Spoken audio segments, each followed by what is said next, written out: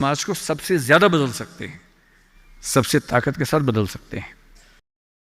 यदि आपको चाहिए जीवन में शांति, सुकून, तो फिर एक ऐसी नौकरी या एक ऐसा उद्यम जैसे खेती का काम। आप तो सिक्किम में रहते हैं, मैं कल आते हुए रास्ते में सोच रहा था कि सिक्किम के युवा अगर अपना स्टार्टअप शुरू करें ऑर्गेनिक फार्मिंग का ही, आपको अंदाजा नहीं है दिल्ली में क्या हाल है। दिल्ली में किसी शॉप के ऊपर लिख दीजिए ऑर्गेनिक फार्मिंग के प्रोडक्ट्स मिलते हैं, वहाँ लाइन लग जाती है, लोग पागल हो जाते हैं। वो केमिकल पेस्टिसाइड्स और केमिकल फर्टिलाइजर्स खा खा के इतने पगला चुके हैं हम लोग, जिस शॉप पे लिखा हो ऑर्गेनिक प्रोडक्ट्स, मतलब अजीब हाल हो जाता है। सिक्किम के युवा, जब आपका स्टेट दुनिया का पहला स्टेट ऐसा है जहां ऑर्गेनिक फूड मिलता है सिर्फ, आपके पास तो दी हुई ब्रांडिंग है पहले से, उस ब्रांडिंग का इस्तेमाल करके अगर आप दिल्ली में, और दिल्ली ही क्यों, दुनिया भर में, आजकल तो एक एप्लीकेशन बनानी है, ऑनलाइन ऐप बनानी है, दुनिया भर में प्रोडक्ट सेल करना है।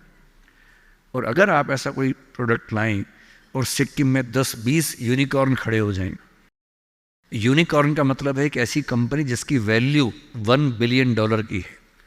$1 बिलियन का मतलब आज के ज़माने में होता है लगभग 10,000 करोड़ रुपए या 9,000 करोड़ रुपए। वैल्यू, इनकम नहीं, वैल्यू, कंपनी की वैल्यू इतनी है। और ये आजकल बहुत मुश्किल नहीं होता है, बस 2-3 साल की गंभीर स्ट्रगल।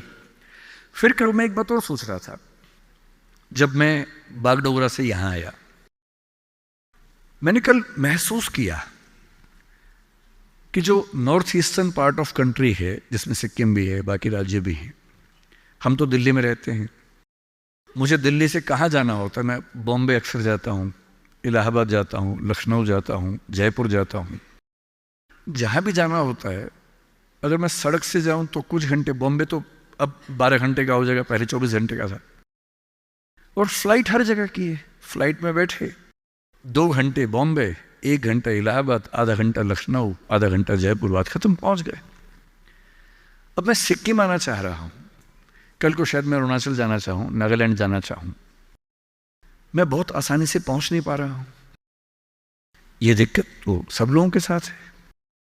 आपका दिल्ली के साथ, देश के बाकी हिस्सों के साथ कांटेक्ट इतना कमजोर है, चिंता की बात है। पर यह चिंता केवल सरकार के लिए क्यों है, एक रास्ता भी तो है। कल मैंने रास्ते में एक चीज सोची, आपसे शेयर करता हूं, शायद आप में से कोई इस रास्ते पे चलना चाहे।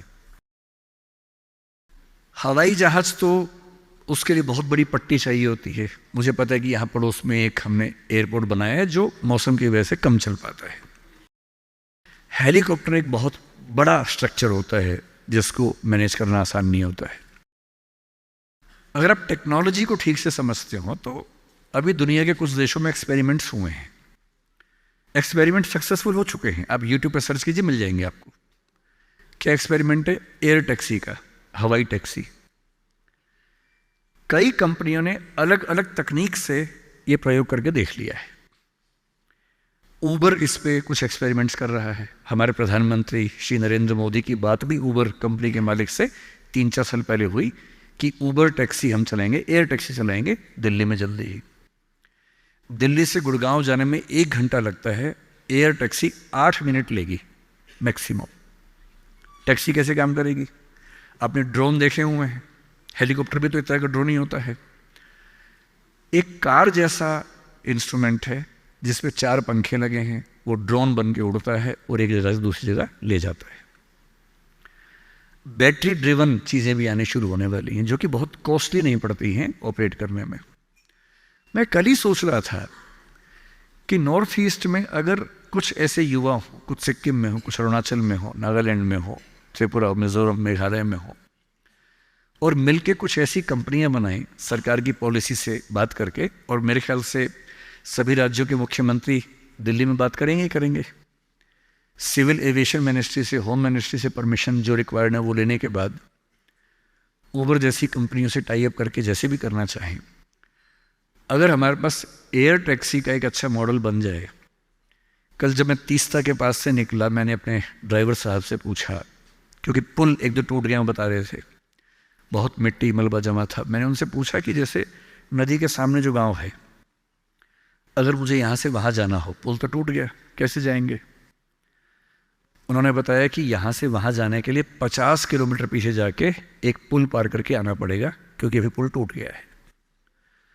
और मैं सोच रहा हूँ कि मान लीजिए इस नदी के इधर और उधर दो दोस्त रहते हों, या किसी बच्चे का घर इधर है, स्कूल उधर है, अब वो कैसे जाएगा? और ऐसा क्यों ना हो कि इस राज्य की भौगोलिक स्थितियों को देखते हुए हमारे पास एयर टैक्सी के छोटे छोटे मॉडल्स बहुत जगहों पर हों, जो बहुत कम फीस पर वो सारा डिस्टेंस ट्रेवल करने में हेल्प करते हों। और ये उद्यम बाकी राज्यों के लोग यहाँ के करें, क्या इससे बेहतर नहीं है कि सिक्किम के बच्चे ये उद्यम करें और सिक्किम के टूरिज्म के डेवलपमेंट में सिक्किम को फायदा हो? ये तो होना ही चाहिए। इसलिए मेरा आप सबसे रिक्वेस्ट ये है, आपको सिविल सर्विस की तैयारी करनी मैं बता ही दूंगा, वो तो मेरा काम है ही, मैं रोज़ वही बताता हूँ। तो मैंने अभी तक आपके 2 सवालों का एड्रेस किया।